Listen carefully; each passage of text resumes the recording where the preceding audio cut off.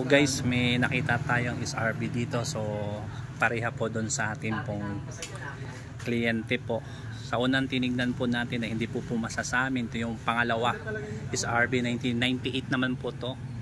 So far chinik po natin yung battery niya, okay naman, quality ng tubig yan, pati dito sa ano, chinik na rin natin yan. So ito yung sa fluid naman po niya, makikita natin yung quality, so kailangan na siguro palitan tong fluid niya. Ayan. Pwede ko masama sa video. Yung mura naman. So yan guys, no, mga kasamahan po. Shout out sir. Baka mayroon po kayong shout out. So dito po tayo sa ano. Anong lugar to sir? Ano po? Kilyo. Kay Marungkilyo, San Rafael. Yung San Rafael, nandito po tayo. Nandun po yung sealer. Nakikita pa kami sa pili nito.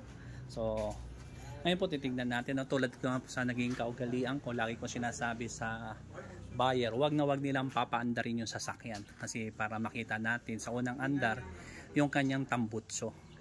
Sa tambutso kasi doon tayo makakita ng mga problema niya. So okay naman po, chicken. Mamaya natin siyang pandarin, chicken muna natin yung mga pangilalim. Ayan. Steering. So nakita natin steering niya.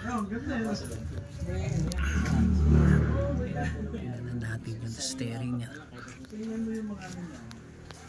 Tingnan natin yung ano. So guys, di ko muna ang pinapandar para ma-check natin yung mga pang-ilalim yan. Pakita natin yung mga pang-ilalim yan kung ano yung issue. So mga pang-ilalim, okay naman. Okay naman, walang tagas. So makikita natin. So okay naman yung mga pang-ilalim niya. Guys, siyempre mamaya papaandarin natin, titignan natin dito sa tambutso.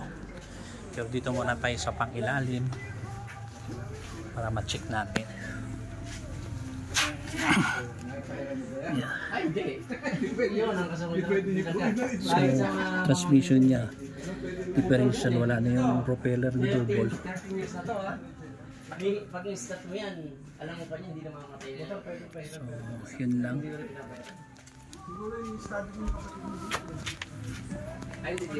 Yan guys, tingnan natin yung lamig ng aircon. So far, ano pala siya, 30. Tingnan natin kung gaano kaano.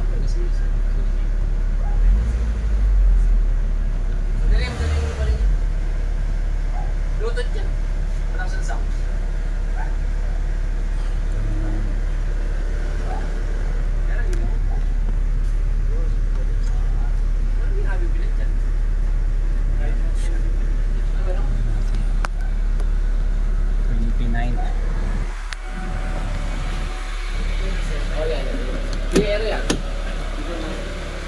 Okay na.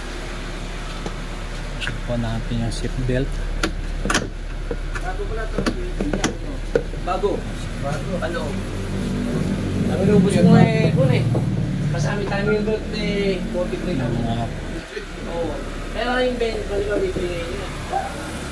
Malapit niya.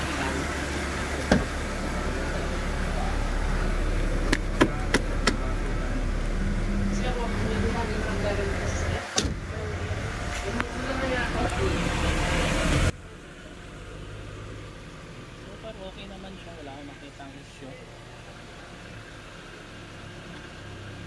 Vibration lang siya.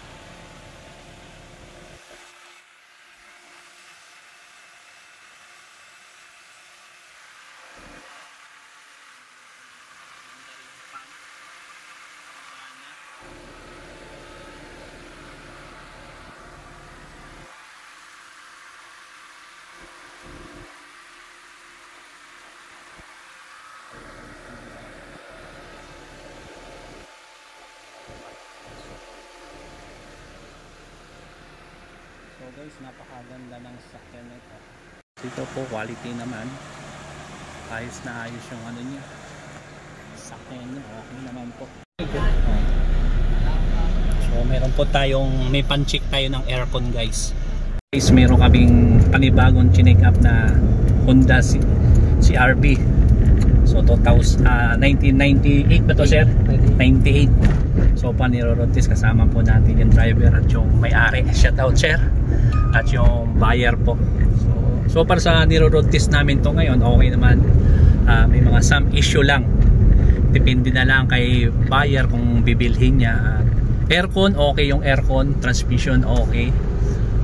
May mga konting issue lang na pwede natin siyang i-prepare. Kaya tignan natin mamaya kung okay sa buyer. Siyempre papaliwanag pa natin yung maraming issue na nakita natin na maliit lang, hindi naman malalaking issue. So tabayanan po natin mamaya. So ito po si Mr. Vance. Sir, shout out. Yan. Shout out.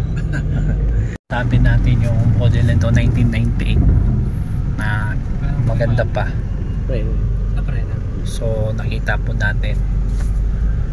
So, maganda pa yung mga niya, dashboard forma. Talagang ayos pa. So yan po yung road test po namin. At tingnan natin yung RPM niya.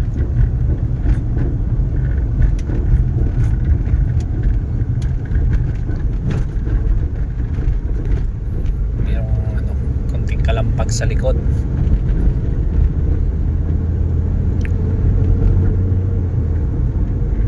Okay naman.